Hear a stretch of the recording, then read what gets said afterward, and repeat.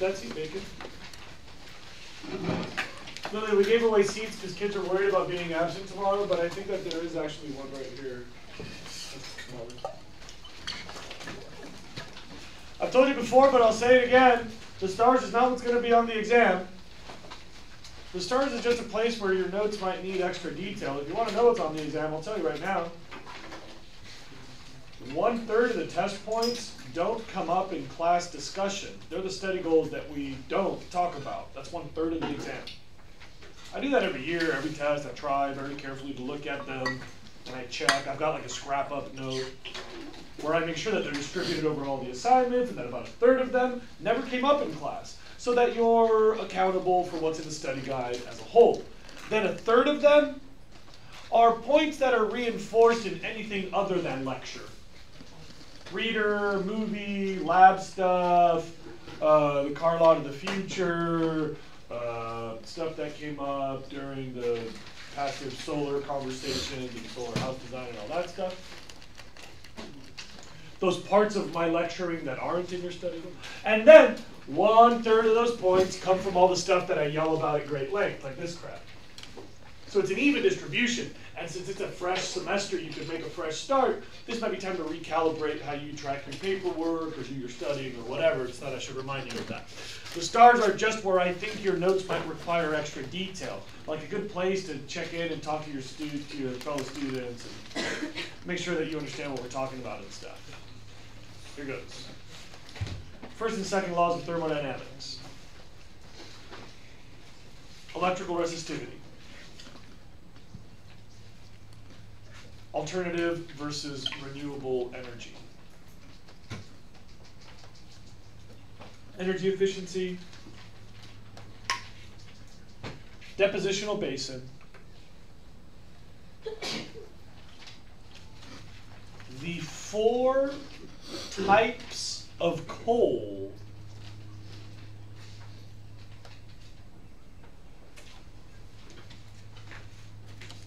renewable and non-renewable alternative energies, digestion, fission,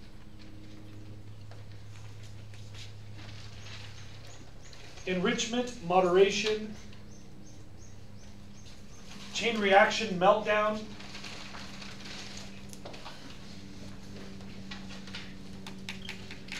somebody just killed a baby bird. What? No. Like a crow just robbed a nest or something. Right there. What? Well, I don't know, just because I caught it. I got heard it. How could you just do this? Like, stop tripping? What? Like, how could you tell? It made like a panic sound that little baby birds make. It's just out there. Yeah, I just heard it from the... Listen to it. I just heard another baby bird chirping. Maybe there's a continuing assault on the nest or something. This happens. I don't know.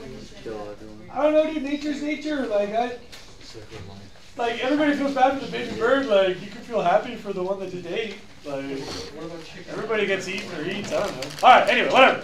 Moving on. Next. Chain reaction meltdown.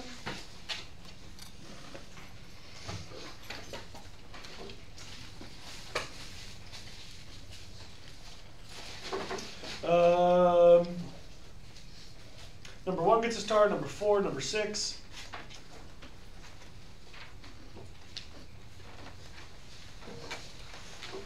And looking at number 6, there's something I need to point out for you.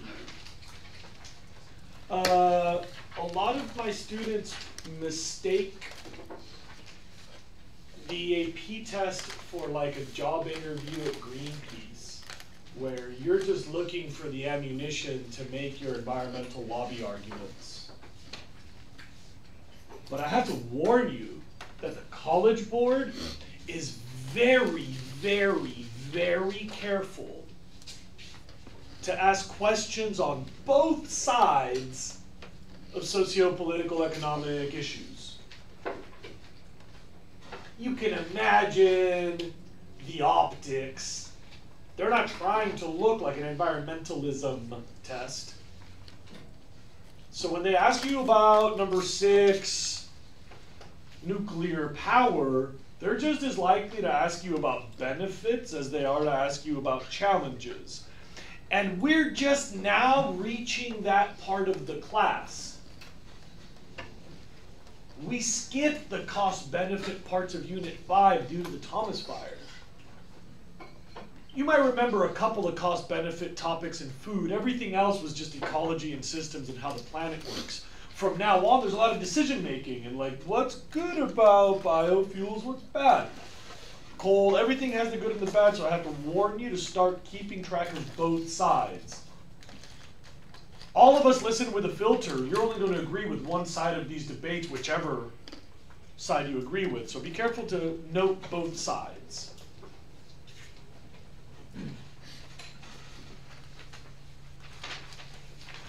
Nine, 10, and 11.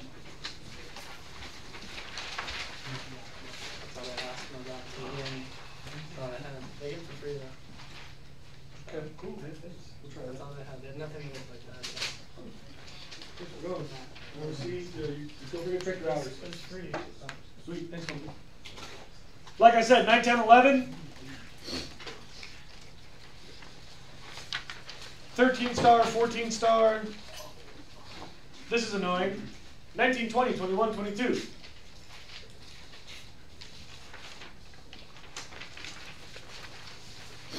25, 26, 27.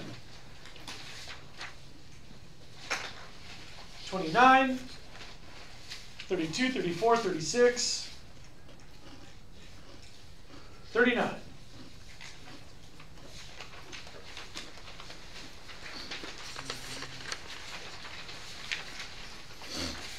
42, 43, 44, 45. 47, 51.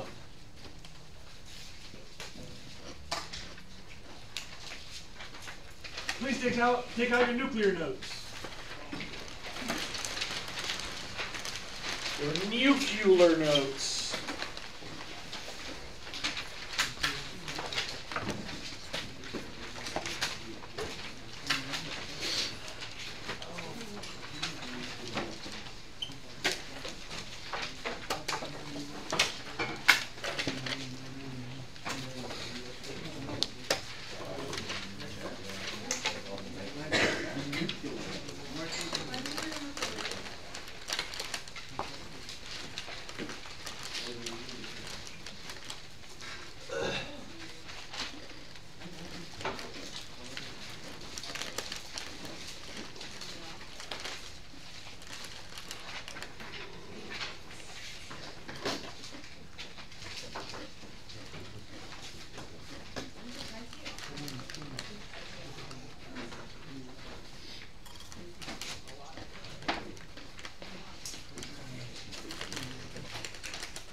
Raise your hand if you were absent yesterday. Those of you who missed yesterday, you missed a lecture that's really critical to today. I'm going to do like a 5-minute review, which I'm not certain would be sufficient for you. I would recommend that you watch the video, which frankly on YouTube yesterday I kind of felt, you can see it kept me up at night. I kind of felt that I was sort of distracted and not really doing a good job in lecture yesterday, but maybe the YouTube will work for you. And there's a bunch of kids that probably took really good notes, so maybe you can find those.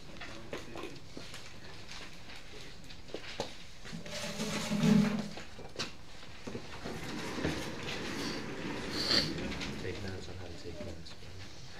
Everybody in the audience who was here yesterday, do this for me. Totally remember this, totally got it, sounds familiar, or I don't know, bro, say more things, or dude, I have no idea what you're talking about, so I can tell what we left off, okay? So totally got it, totally, I don't know. Help? Yeah, great, great, great, or no. Nuclear physics, there's a nucleus and electrons and neutrons and protons. And okay. Uranium has isotopes, and some are light and some are heavy, and light means not enough. And, really rare, much more common, enrichment is the process of dumping off the more common to raise the abundance of the targeted 3%. Okay.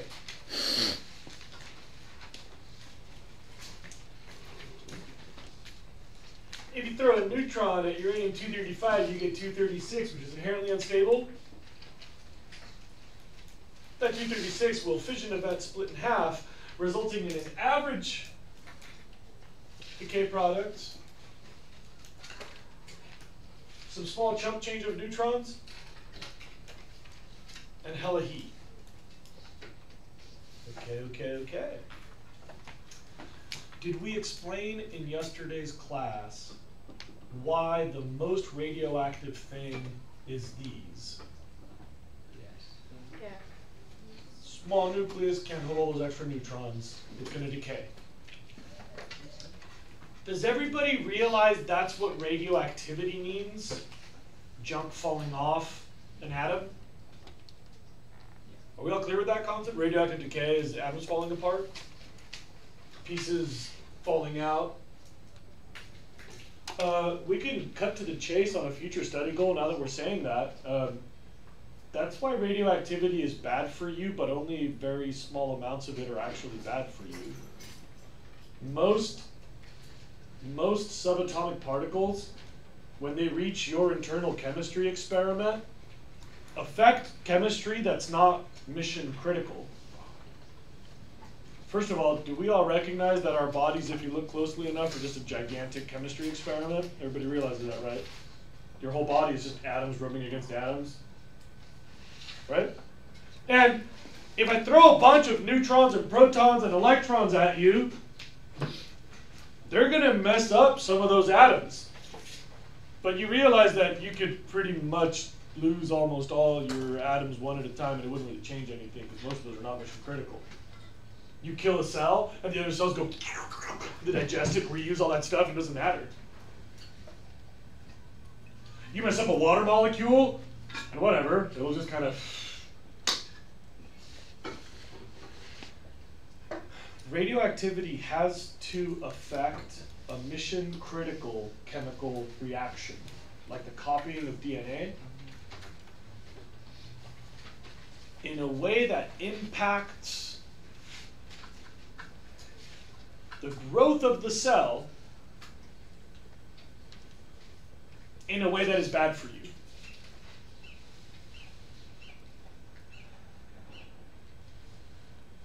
Here's what we're worried about with radioactivity. Here's what we're worried about. I throw a neutron at Davis, and somehow inside his body somewhere, God forbid, some connection in a protein or in his DNA of some cell makes that cell get stuck growing. When it gets stuck growing, you all know what we call that? A tumor, or the symptoms would be called cancer. Most tumors don't matter. Your body has gazillions of tumors. Your body goes, hey, why do we have all those? And just kind of digests them and throws them out. Or you just get a whole bunch of cells that don't really do anything, like skin tags. More than half of humans have a skin tag somewhere near one of the armpits or the other. It's a line between your belly button and one of your nipples and your armpit. So people have them all the time, right? I have one on this side. In my sleep, once I was sleeping in my sleeping bag and I thought I had a tick and I was like, oh God, pulled off a mole. It grows back because it's a tumor. Did it hurt? Yes. Blood? Yes. You don't have to show me, but how many of you have a skin tag? Or a random mole somewhere? Give it time. You're so young, you probably haven't noticed them. As you get older, they keep tumorizing, and they'll keep growing, and then you'll be like, holy crap, when you're like 50, it'll be like that big. I have two under my eye. Ty, yeah, I have one under my beard. I have one on the side. I have one right here. My daughter has one like right in her sideburn, I guess you'd say. My boy has one on his cheek somewhere.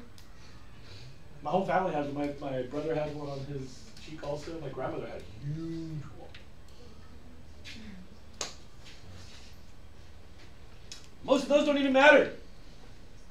The tumors that we get worried about are ones that grow in a place where their size interferes with a function. That's why it's scary when cancer starts traveling through your body, it metastasizes, that runaway growth shows up in new places. That's stage 4. You don't have to be cancer experts. Here's what I need you to know, that almost all the radioactivity that you're subjected to on a daily basis causes no harm. Because most of your chemistry is not that very rare type that I set up in the end. Most of your chemistry is replaceable. Your body has systems for that. You've got all this stuff in there that's just cycling through all of your junk and making it into new junk and dumping out all the other stuff. So it's a really, really rare chemistry mistake that will cause problems. Okay. That was radioactivity, radio decay. Anything else about that topic? Let's go do this. Please look up. There's 2 scary things that we're going to have to deal with, and I need you to add something to your notes.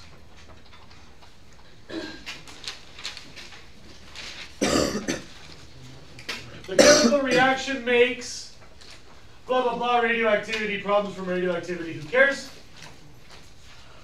The nuclear reaction makes some neutrons, give or take a few, and the nuclear reaction makes a whole bunch of heat, give or take a lot of heat. Now, students, we said this yesterday right at the bell. Why are all of these neutrons a problem?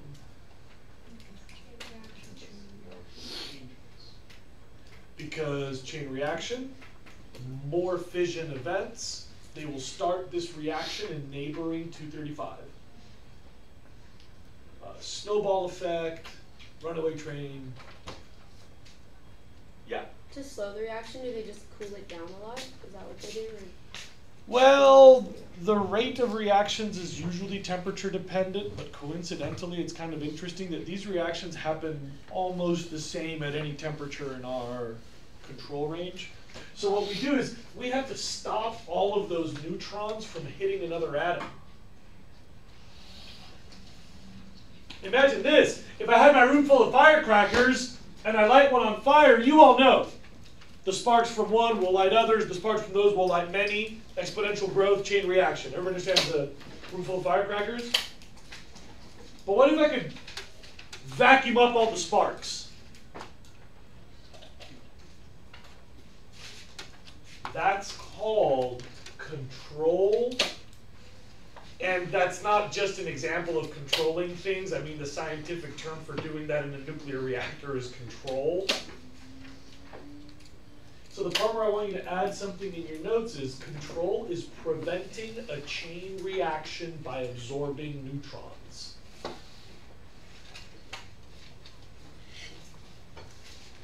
Like that control is a technical term.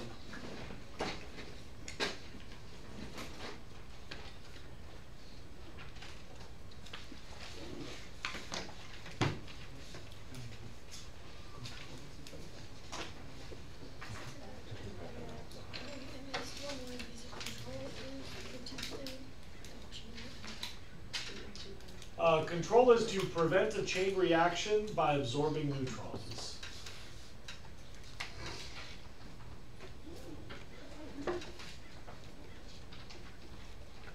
I mean, you understand how a room full of firecrackers, if you absorb the sparks, you can control, right?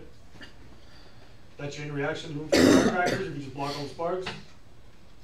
You could even decide how quickly you burn through the firecrackers by how many sparks you left, right?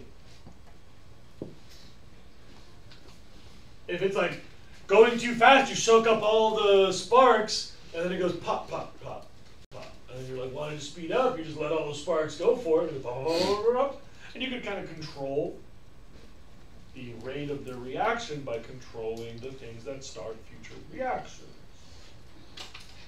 I'll show you later that in a nuclear reactor, you can just turn a knob. More reaction, less reaction, more reaction, less reaction. And it's actually like pretty simple and linear and straightforward, and there's usually a knob somewhere. Like it doesn't have to be like a knob that you turn, but there's like an adjustable system that lets you feather that.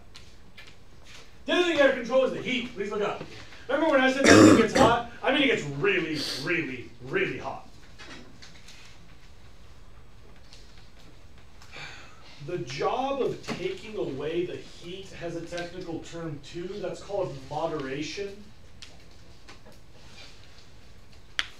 which is to dump heat.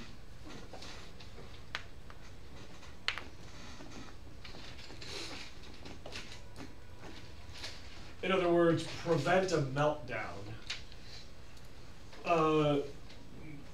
There's two technical terms. A meltdown is literally what it sounds like. And moderation is specific to temperature control.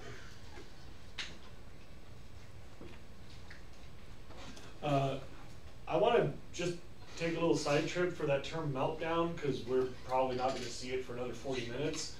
It literally means turning stuff into lava that melts down into the ground. Like, the reactor core of Chernobyl is about 63 feet below the surface right now. There's a, I can't remember what it is, there's a term from volcanism when you discuss a nuclear meltdown, and it basically means turn stuff into lava. It's like core lavazation or something. That's not the actual word. All right.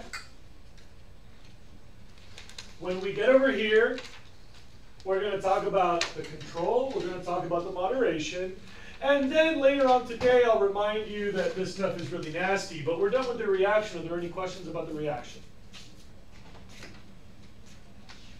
No? Okay.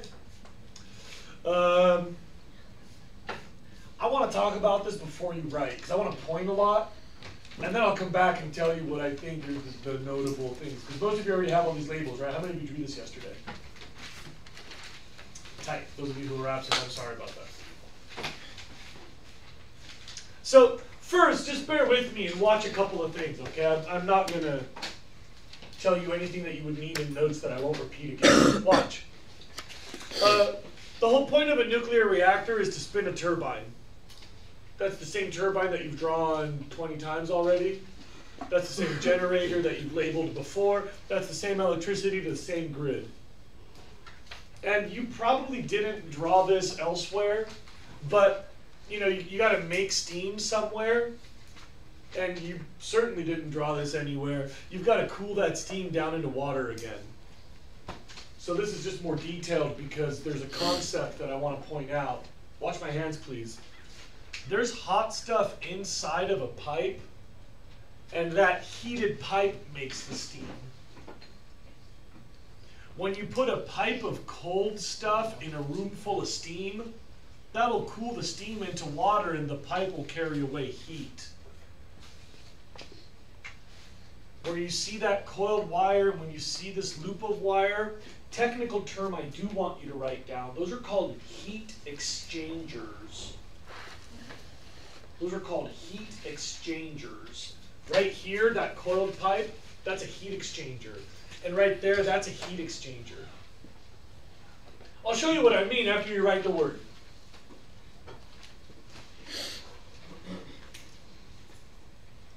Follow my hand. Very hot,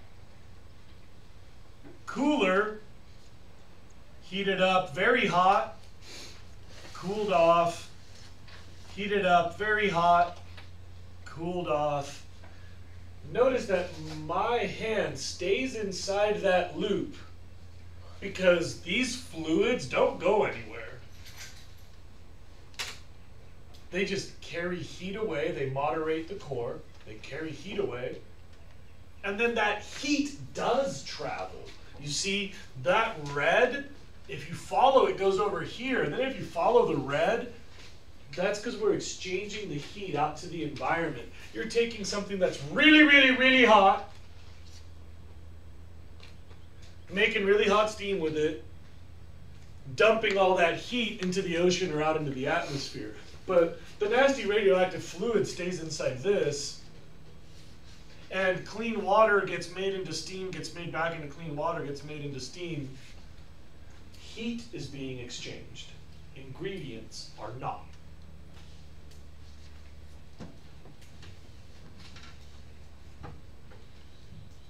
The engineering challenge that requires billions of dollars, thousands of brilliant engineers, decades of intellectual property. The difficulty here is, how do we keep dumping the heat but contain the radioactivity? So what you don't see in this diagram is like 48 layers of different metals that isolate radioactivity but pass heat. I don't know how to draw all that because I am not a nuclear expert. Question? Does it makes pollution? It makes radioactive pollution, right? Or no? Yes and no. Not out here. Unless something breaks, everything radioactive stays in there. What do we do? Do we know what? We'll come back to that. I know it's a reasonable question, but not right now. Yes. No, I was just gonna ask where we put the. I know, but we're not going to do that right now. Anybody want to ask me a different question other than what happens to the radioactive waste? Yeah. Do you get the coolant water when it comes in? Do you get that from just your the water department? You could use municipal water. Usually we use the ocean or a river, and I'll show you examples in a little while. So now comes the part where you probably will need to put some stuff down in notes. I wanted to reinforce that these are heat exchange cycles. You're just taking the heat away, not the ingredients. Do you all realize that if I carry a cold soda into a shower full of steam, I'm going to heat up that soda? Does that make sense to everybody? When I walk out of the shower with my heated soda, the soda hasn't gone anywhere. It's still in the stupid can. It just went from being really cold in the fridge to taking a whole bunch of heat out of that bathroom, and now I've got a hot can of soda. Do we agree with that? Yes. But that's just exchanging heat, not fluids. I've cooled off the bathroom a little bit. I've made some steam into water on the outside of the can, because when you cool down steam, you get liquid water. But we're just moving heat around.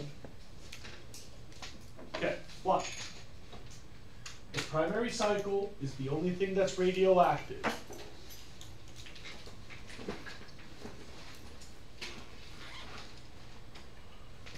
You have coolant, which is usually water,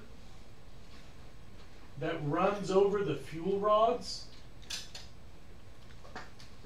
to make very, very, very hot water. That water's way above the boiling point, but it's not steam. Anybody know why? Heavy water. No. Pressure. That's right. It's pressurized. Do you all realize, like a pressure cooker, that if you pressurize a container, it'll go above the boiling point of water? That's how pressure cookers work. You can cook beans at like 500 degrees with tap water. So, it's called a pressurized water reactor because it gets water extremely hot but doesn't let it become steam. See, it's very hot, but it's not steam.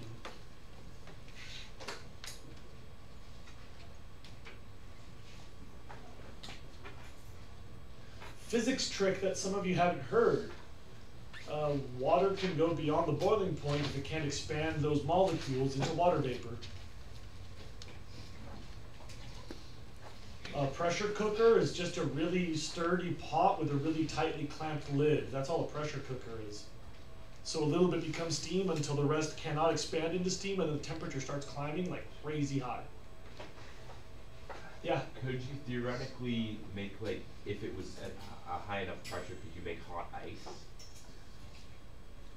No, because ice is bigger than water. Expand out. Water is a really unique fluid in that it expands both temperature directions, and that's very rare with fluids. That may be unique among fluids, but I'm not sure I can say that. Science dorks? Alright, watch. Coolant comes in, rubs against all this heat, takes away the heat, and then that hot-ass pipe is used to boil water into steam that spins a turbine. And that would just be a room full of steam if you weren't bringing in a really cool pipe, like a can of soda in a bathroom, to condense that back to fluid to be steamed again.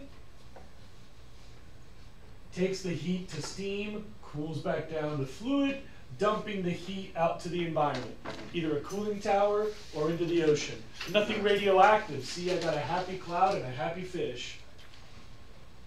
Matt Groening in The Simpsons, he always draws this wrong. He always draws three-eyed mutated fish in the river. And he also has a confused version of the power plant. It has both coolant going out to a river, and when Matt Groening draws it in The Simpsons, he also has like smoke being a cloud of fearful, holy crap, we're all going to die moment. But that should not be radioactive at all.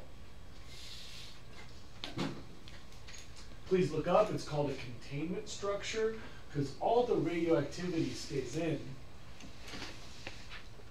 These pipes are fancy pipes. So all this radioactive stuff stays in the loop. Interesting thing, to answer Chloe and Akila's question, if we ever have to replace that water, usually we just put it in barrels and like leave it right here in the corner or like up here on the side or like somewhere underground right where that pump is, but it's usually inside the containment structure. When the fuel rods get all used up and it's all nasty and gnarly, we usually just kind of like pile those up on the side of the containment structure and just leave them there. We have this really planned out. Oh yeah, we got a really good plan. The plan is we're gonna come up with a better plan eventually. My wife says, yo, are you gonna take out the recycling? And I'm like, no.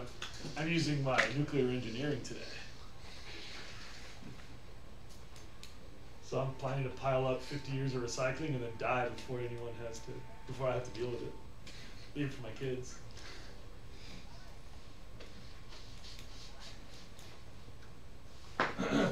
Watch. Those fuel rods, once you've thrown in a neutron, they would run away. That reaction would take off. You'd get crazy gnarly heat output. And everything would melt into the ground. And this would collapse and people would die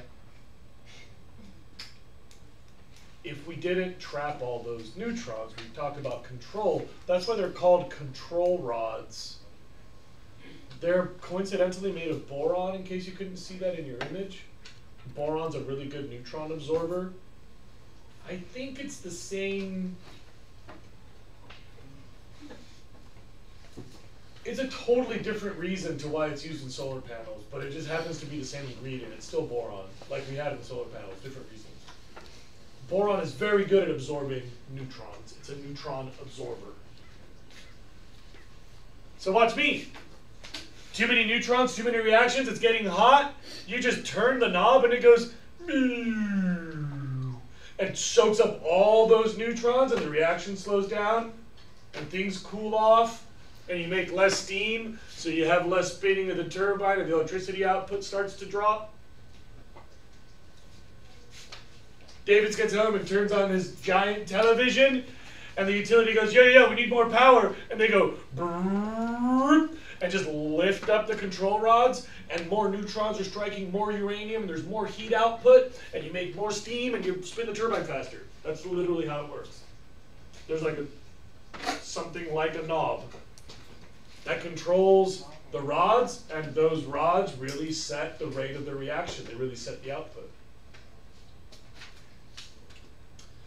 By the way, that's one of the beautiful things about nuclear reactors. You can just turn it up, turn it down, turn it up, turn it down. Less heat, more heat, less heat, more heat, less heat, more heat. Take away the sparks, no more bang. Leave all the sparks in the room, a lot more bang.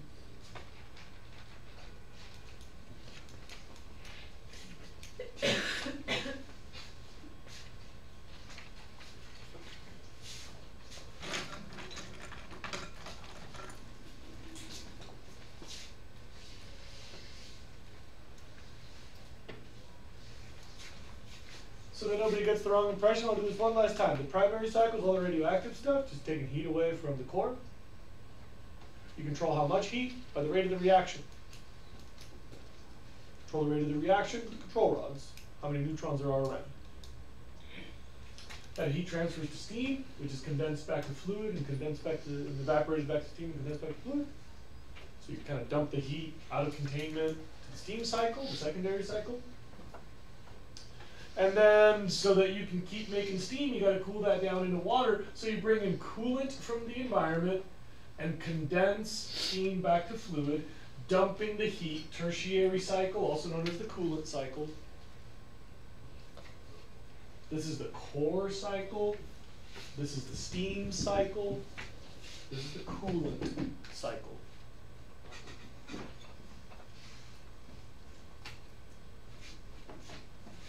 And hooray, that's the entire operation with all the vocabulary terms of a nuclear reactor. Yeah? Is there any sort of safety features that'll cause the control rods to like drop into place if there's like a high level of, if like one of the pipes, if the main, on the main, or in the first? Normally, although I should point out that a gross majority of the planet's nuclear reactors, excluding modern Europe, a majority of the world's reactors were built at a time when we still hadn't seen the accidents. Like, most reactors are actually pretty old. So like, they're cars without airbags and seat belts, so to speak. Like nowadays, if you're designing one, they have all kinds of redundancies. You saw in the movie, there was like a German reactor that was called a pebble bed, where the uranium is so dispersed that it can't reach that critical temperature to start melting. But that design, as far as I know, is like 1 or 2 reactors. They're very rare. You could Google this and find out how many pebble bed reactors there are. But if you're going to do that, you should also Google how many light water reactors or pressurized water reactors there are. And I'll bet you it's like 50 to 1. But yeah, nowadays we make them a lot safer. Even then, I'm sure that there's a whole bunch of redundancies that I don't have in my diagram. There's got to be backups, check valves, and all that. Yeah? Burner reactors and pebble bed reactors were in our vocab, so what do you want us to know about those? Well, the pebble bed reactors are ones that are inherently safe because they spread out all the stuff.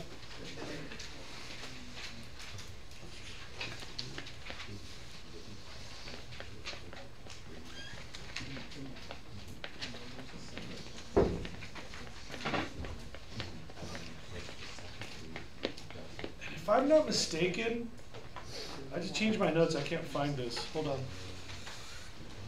Did anybody get a definition of a burner reactor? I think those are the ones like they have in Chernobyl. Hold on.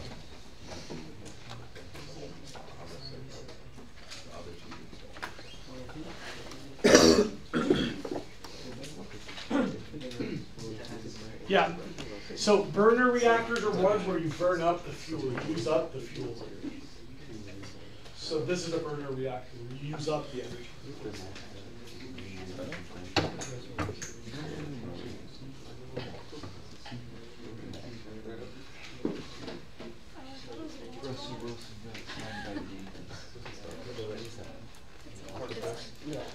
All right, children. All right, children. If you're good with the reaction and you're good with the reactor, we can do a whole bunch of study goals about things that go wrong and what happens when they break and what we do with the waste. And then we can wrap up the nuclear chapter and maybe talk about the reader for a second, maybe, but I'm not stressed about that. Anybody want to slow me down before I do that? Yeah. Based on concrete, like enough concrete stops like radioactivity? That's all that a containment structure is. Couldn't you just put all the nuclear waste in like a giant concrete box and bury it? Pretty much, if you had enough concrete, yeah. Is that often anything about? Not really, because if that stuff starts decaying fast enough to give up a whole bunch of heat to have any more reactivity to actually really heat up a lot, you can melt concrete. And so you would need a tremendous volume of concrete box.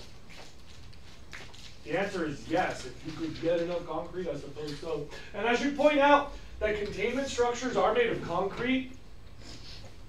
Do you all know that when you go get like an x-ray, sometimes they cover up your sensitive bits, with like a lead skirt or something, or like a thing, an apron. The interesting thing is the only reason that they use lead is that's just like a really dense material, so you only need like an inch of stuff to block radioactivity, but you could replace that with 45 feet of newspaper, right? Like concrete is just something that we can shape that's pretty dense, but there's nothing magic about concrete radioactivity. It's just kind of a lot of atoms between the subatomic particle and you. So you could just like, you know, I don't know if it's 48 feet, but if you have 40,000 feet of newspaper or like 3 miles of down feathers, like all you need is a lot of stuff in the way to block the radioactivity from reaching you. So I don't know, there's probably some right number of concrete, but the flip side is you also have to make sure that it's not overheating and not melting. Alright. Anybody else want to ask me a question that I don't really answer? So when you're talking about Chernobyl, how, like about how long, if there's a meltdown, how long will it continue to react for as it like sinks into the ground and stuff before it's like like all the uranium gets to dust? Oh, well,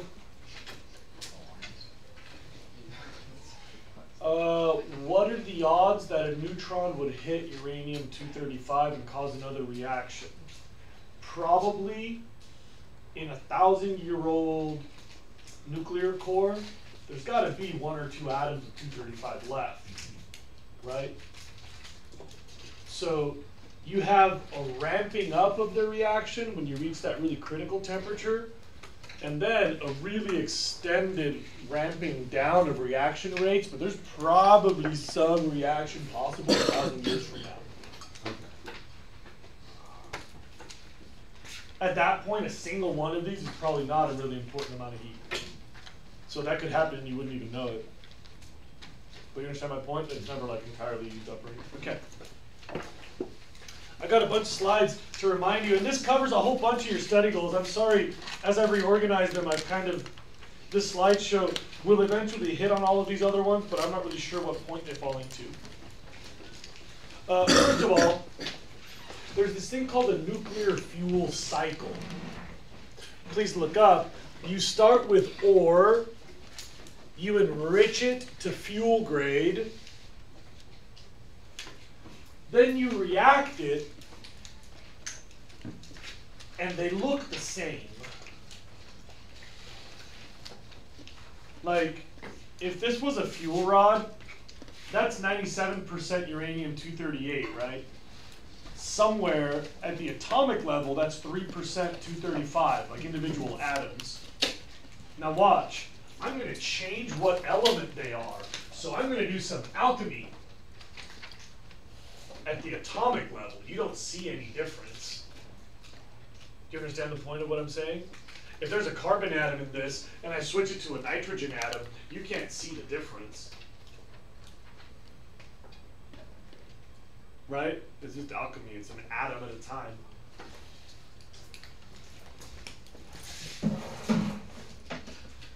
So uranium fuel eventually degrades to what's called spent fuel. And the thing that's sketchy about it is the stuff that used to be 235 is now high-level radioactive waste that's really, really, really, really radioactive. It's got little atoms with a bunch of surplus neutrons. Like a moped with 250 pounds of junk on top.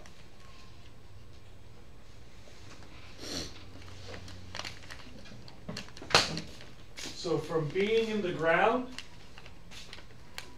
to being enriched into fuel to going into a nuclear reactor and giving us a ton of energy to make electricity, the worst part is when we're done with it. Now it's dangerous. There's this common misconception among all of us that uranium is dangerous when it's uranium, and we somehow use up that radioactivity to make electricity. But that's incorrect. You take something that's in the ground all over the world, that's relatively irrelevant. And you do this neat magic trick to turn it into really, really, really dangerous stuff. And like, you know this punchline, but I'll remind you again later, we got no plan for that really nasty stuff. And you get electricity out of it.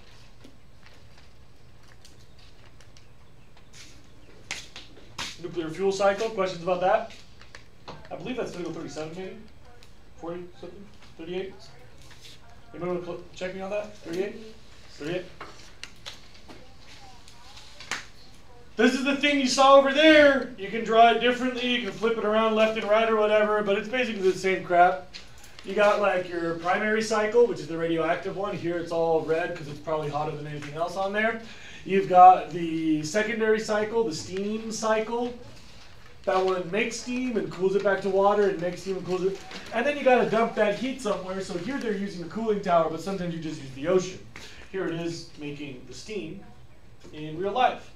That is a 3-mile island called 3 Mile Island. It's in Pennsylvania on the river. And that little 3-mile long island just has a power plant on it and like 2 bridges to get there. They have 2 reactors. You can see they look kind of like canned peaches. They have 1 big generator. You can see it has like little boxes on the top. Right here. So the 2 reactors, where they manage all the junk inside the reactors. The electrical generation. The power lines that carry away the electricity. And to dump all that heat, they suck water out of the river, use it to cool down the steam, and then they spritz it into these towers to dump steam out into the air. You can walk through those when they're cooling because heat rises.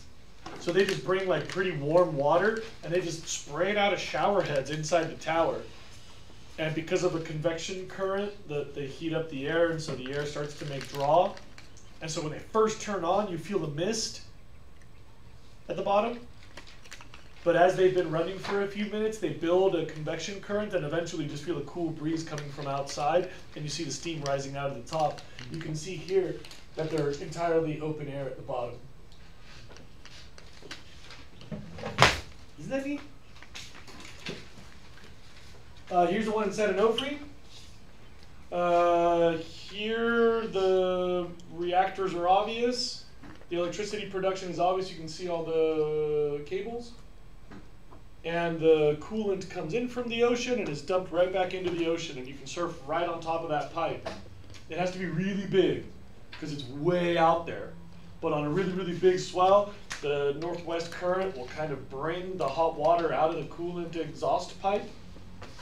And you'll be sitting in the lineup and your feet actually feel kind of warm, like you're just in somebody's pee spot. Yeah? Are nuclear power plants government owned or privately owned? I believe all of them are. No, I'm lying. Most of them are privately owned. So like are there heavy regulations on them? So, I would assume, but I don't know, man. I can tell you that we have a thing called the Department of Energy, which should really be called the Department of Waste Management. Because the primary expenditure and the majority of expenses for the Department of Energy are just managing the nuclear waste, which we're going to get back to in a minute. You guys want to do some disasters? This is study goal number, study goal number 40 maybe? 41?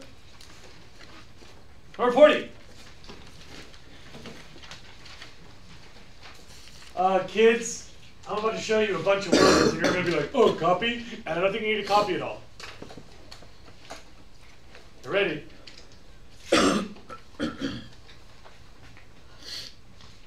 Could somebody please read this aloud while I act it out? Ready, set, start. Loud voice. Loud voice. Yeah, you, Georgia. Leak in secondary system. So that would be, this is the secondary system. I think the leak was actually like fluid water. So this starts to go down. Go on, Georgia. allows too much heat in primary system. Do you understand that if you can't dump the heat to make the steam, then a lot of hot water is going to be coming back, primary system? Everybody got that? So we got hot water coming back. Please go on, Jordan. Which blows pressure valve. Right here. You know how it's pressurized? Not anymore. So all this stuff turns to steam. That gets stuck in an open position. And it got stuck in, so it's... Releasing too much coolant water, which allows heat to build in reactor core. Because there's nothing else to take away the heat from the core, right?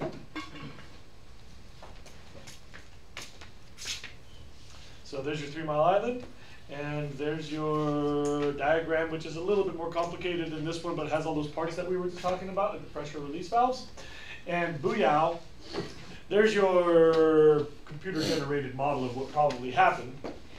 All of this stuff turned to lava and went and cooled up in the bottom right here. You know, they got control rods in there. It stopped.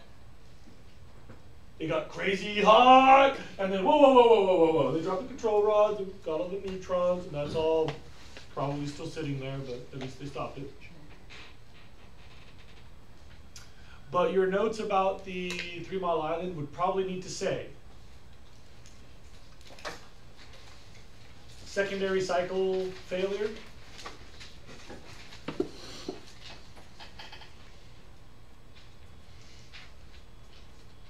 partial meltdown,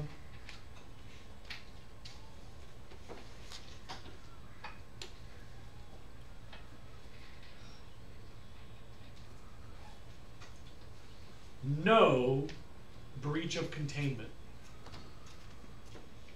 The containment structure is still there. They're still using the power plant. Everything's fine. Which means no radioactivity got to the environment, right? Except there's this conspiracy theory out there about cancer clusters. And the problem is, all sorts of stuff causes mistake in your DNA that make your cells get stuck in the growing position in a place where that tumor interferes with a basic function in life. You can make cancer all sorts of ways. You don't need to blame it on the radioactivity. So there's all these conspiracy theorists that are like, aha, the government is lying to us. And there's a whole bunch of science dorks that are like, no, like you can measure, didn't leave the containment structure. But there's a bunch of other science dorks that are like, well, how do you explain all these cancers?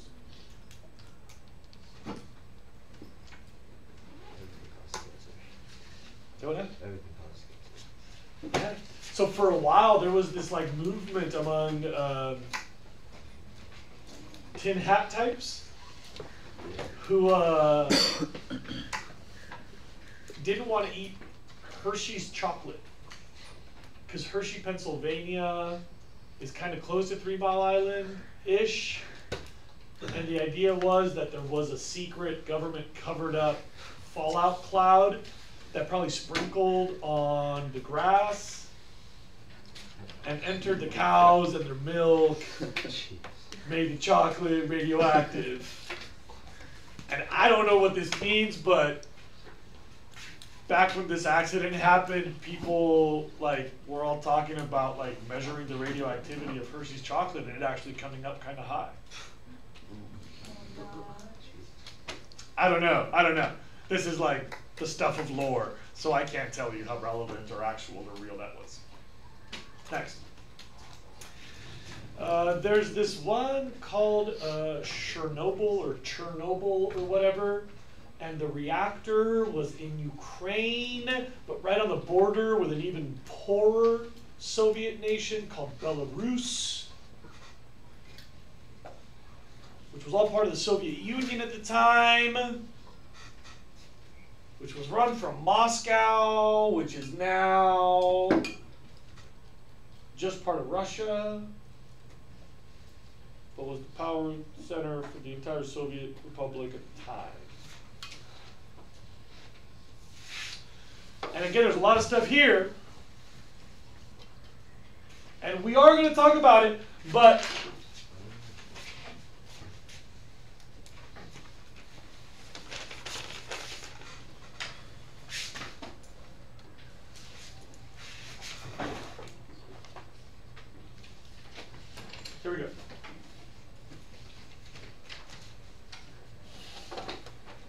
like you to note on your paper.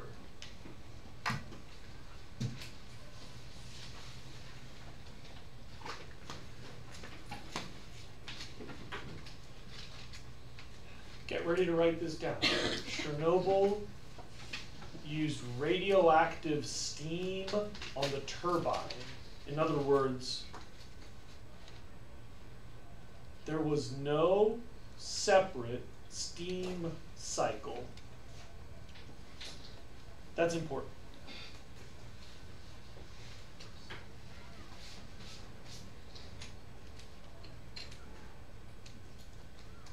Who was it that asked me about redundancy? Isn't there something where automatically the control rods fall in or something?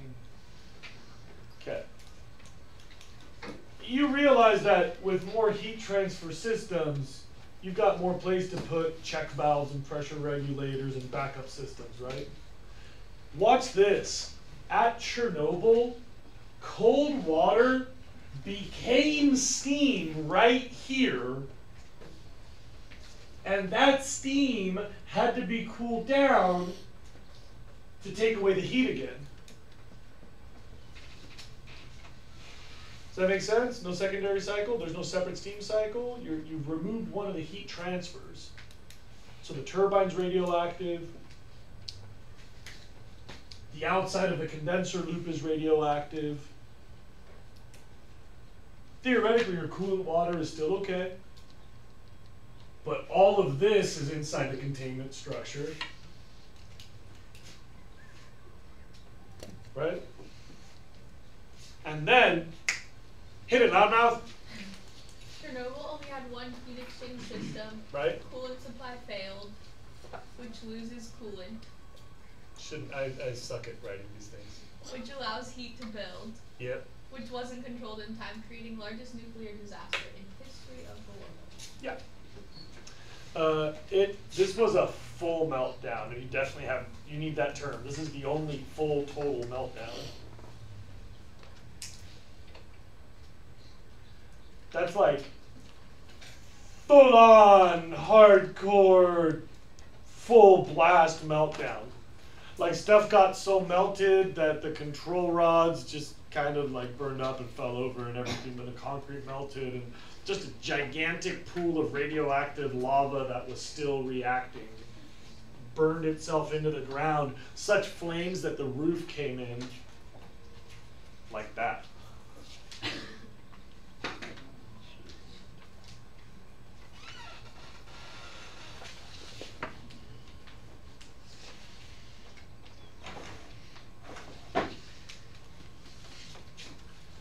They tried like using hoses from outside and like shooting water into there, and it would all evaporate when it just hit the rising column of hot air, and so it wasn't really able to take any heat out, and things kept getting more and more.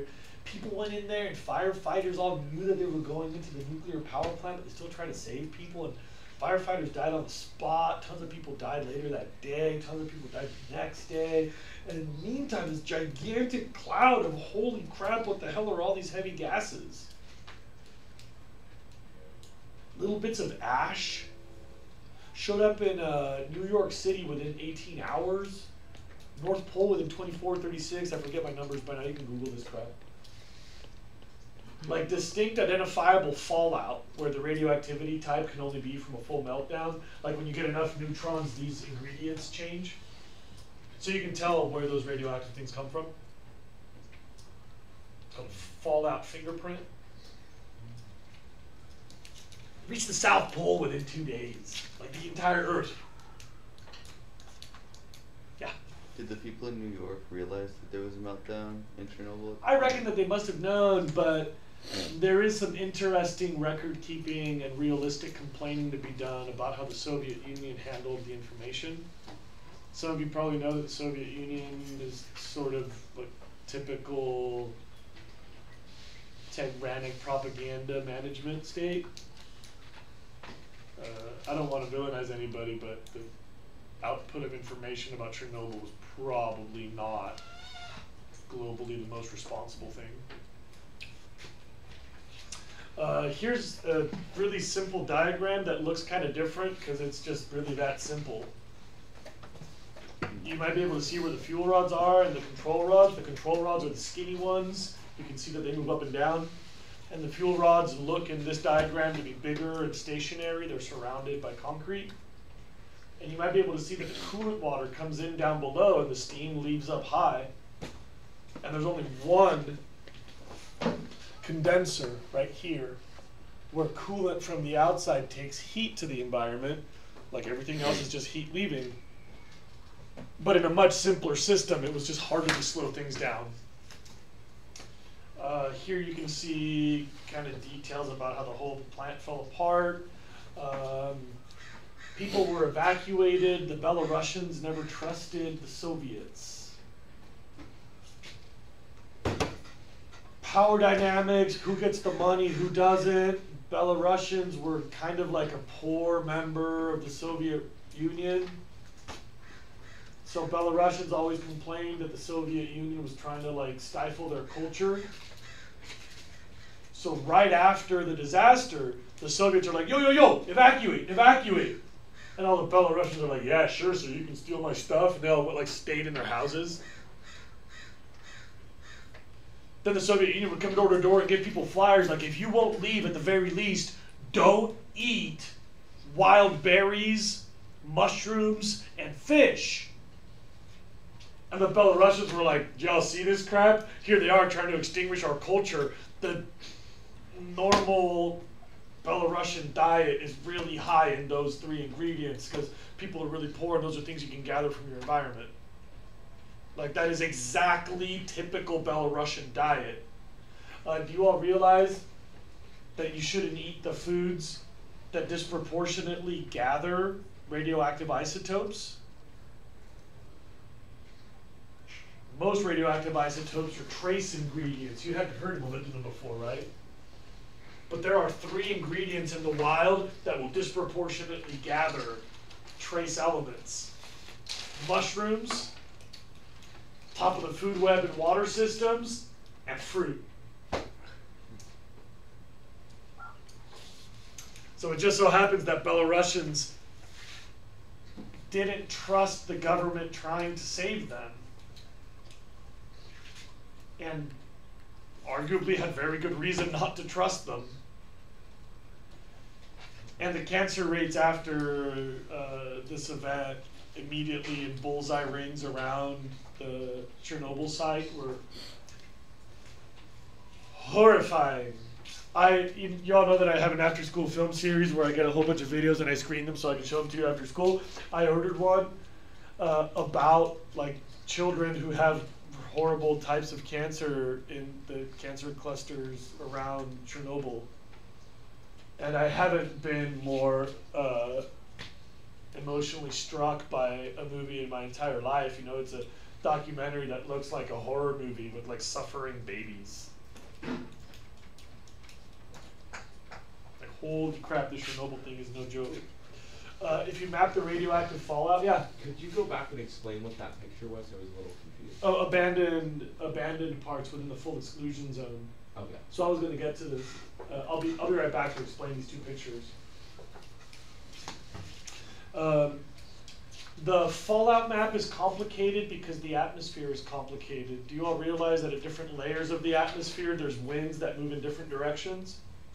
Does that make sense to everybody? So as the fallout cloud goes up, a bunch of it gets spread out this way. And then as that column keeps drifting upward, it hits an opposing wind which carries it in the other direction. So in the first like 12 hours, most of the fallout was going one way, and then in the afternoon the wind shifted and it went the other way, and by that night the fallout had risen high enough to get into the jet stream, and that goes in opposite directions.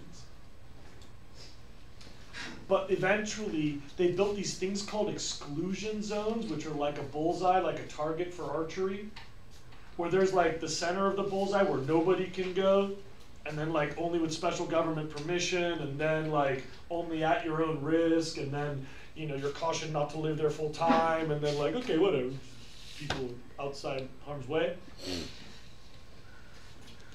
It's basically an abandoned ghost town in the center. There was a whole city at Chernobyl with like amusement parks and houses and farms, and Apparently, some of the largest deer on the planet live there because there's no more hunters and nobody's around. It is like a spectacular wildlife preserve. And yeah, like a lot of them die of cancer. But without hunters around, they also die of old age looking really big and healthy. So there's like this crazy black market of sneaking in hunter guides that go to shoot giant European red deer. All the animals are mutated. Coincidentally, not that much. A higher percentage of them show mutations. But don't forget, you and I are probably fine, and we've been subjected to radiation all day, every day of our lives.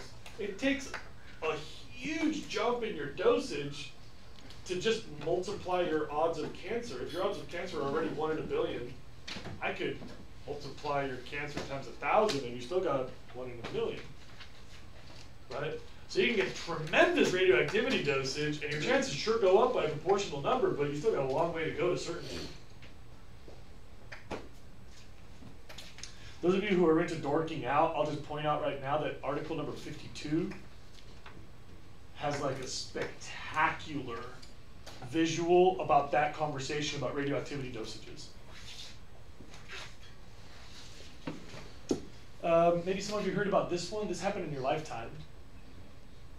There's this place called Japan. It's on the Ring of Fire, which means they get a whole lot of tectonic activity, this place called Japan.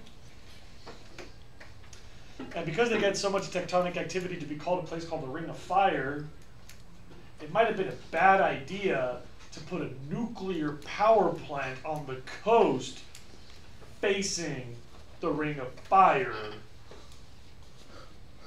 because the Japanese are very familiar with tidal waves. You might know of the extremely famous Japanese silk painting of that huge wave called The Wave.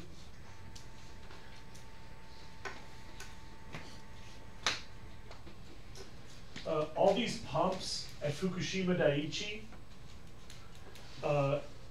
they ran on electricity from the grid.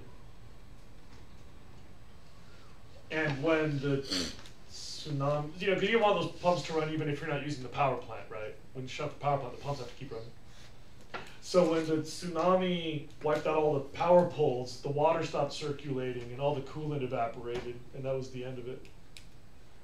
If you look in the next image, you can see that there's actually a whole bunch of reactors. If I'm not mistaken, Fukushima Daiichi has 6 reactors, but somebody can correct me, the number doesn't matter.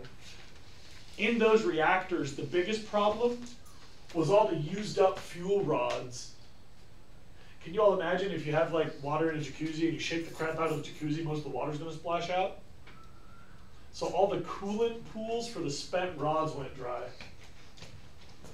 And so at Fukushima Daiichi, the majority of the problems were the spent fuel rods, this stuff left out in the air. There was partial meltdowns where stuff started to get really hot. They couldn't get enough coolant in there. In a couple of them, there was core melts.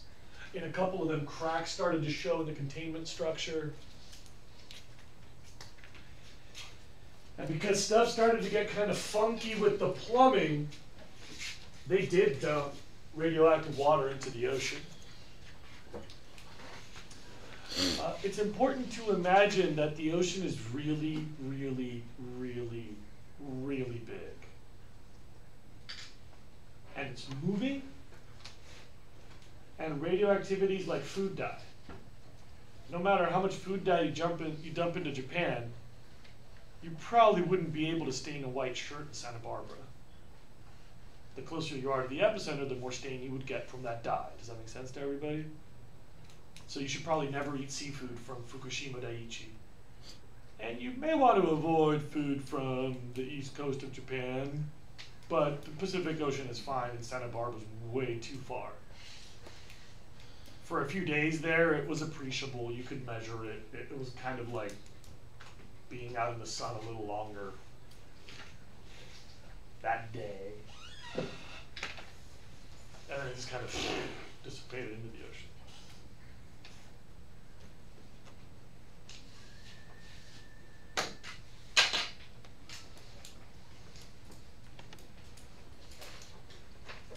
So right now, we've got all this stuff.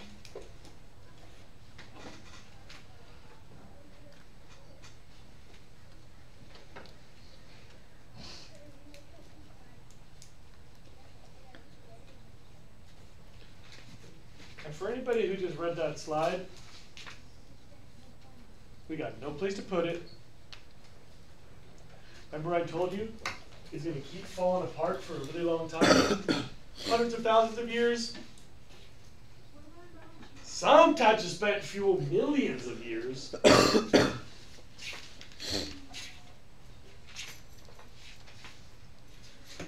And right now we got a couple of places where we sort of pile it up and try to make it smaller.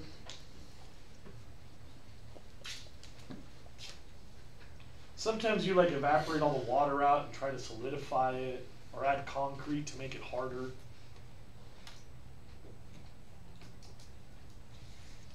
Almost all the fuel rods stay there. The best containment structures are already the ones that are containing the spent, so they stay there.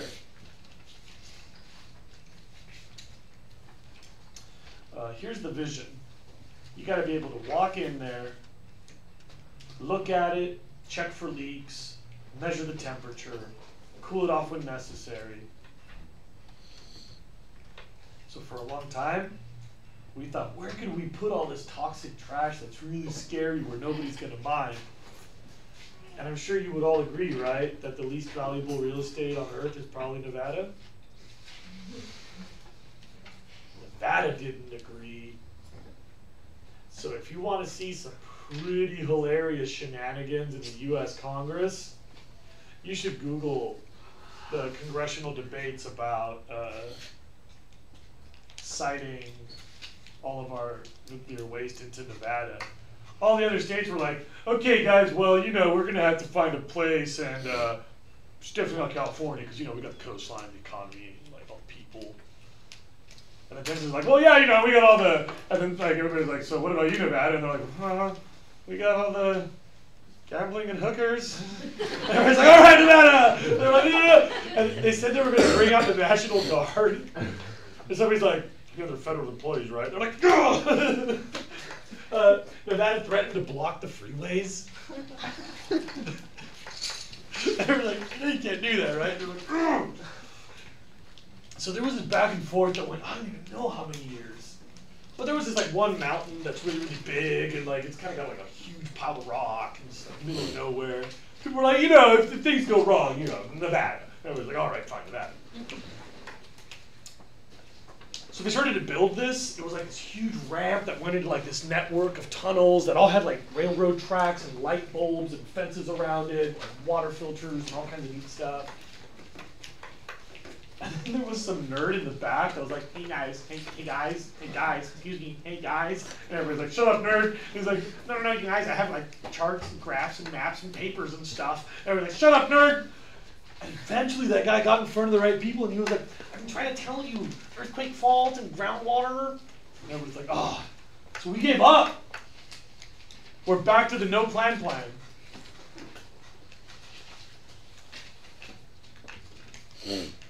That's literally actually the punchline. We got no plan. Check out the recycling, Jose. Working on it.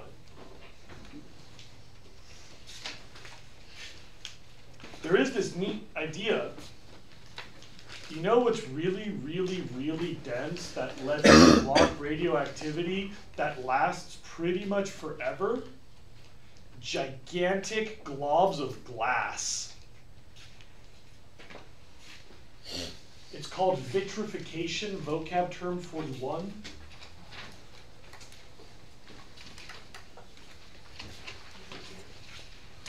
Imagine like a Jell-O mold.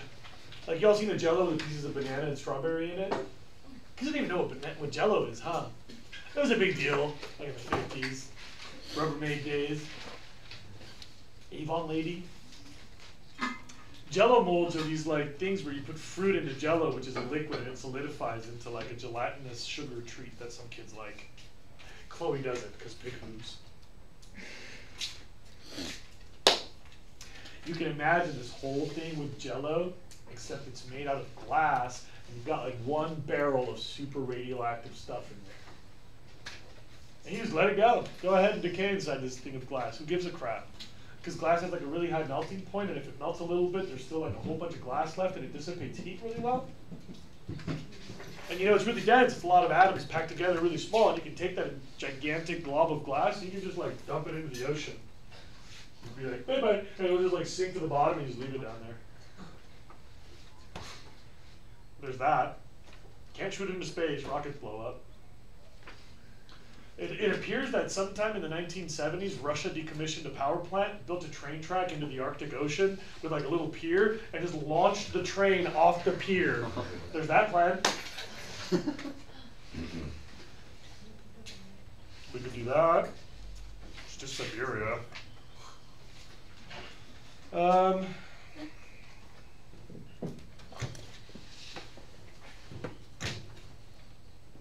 Otherwise, we really got no plan. So if you look at number 22, no CO2, easy to control, lots of uranium, you can make them safe.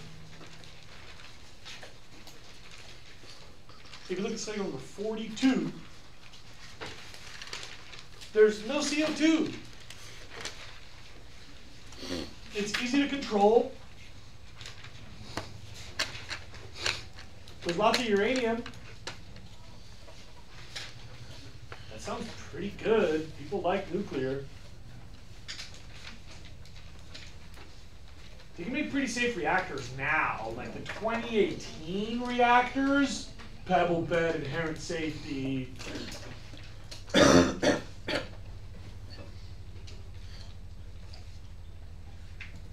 CO2 thing is a big problem. We got to get away from fossil fuels. Nuclear energy has no CO2. Sorry, how would you define vitrification again? Turning stuff into glass. But on the other hand, you know, there is the risk. You have to spend money on it forever. And don't forget the terrorist thing. Did you all know that after September 11, we did a survey of how many of our power plants were accessible by terrorists? And like out of 17 tested, 16 could be broached by people with like a pickup truck or a van and no security clearance. So yeah, I'm just here to deliver the boxes. But go ahead, bro, get right in there. Like, we're trying to make them a little harder now because 9/11 kind of woke people up to being careful about shady characters and all, but that's a scary thing about nuclear power. And you know the part that really kills me? Who do I get to complain to if your 100-million-year-old promise wasn't kept? Have you all considered that the oldest governing documents are in the hundreds of years? The oldest language is in the thousands of years, a few thousand? The oldest flag, I believe, is 900 years old or 600 years old, depending on which version of the flag you consider current. Like 10,000 years from now, if your stuff starts leaking, whose fault is that? Like, you know how like your mom and dad will let you get a puppy because they think you're not going to take care of it? Like, what if there's like a puppy that lasts like 10 million years? Like, I promise I'll feed him, Mom. 10 million years, I'm going to feed him. And your mom's like, but you're not going to survive 10 million years. And like, yeah, I know, but look, he doesn't poop any CO2. I was like, yeah, but you're not going to last 10 million years. I'll feed him, I'll figure it out. He's going to be okay. Like 10 million years, y'all.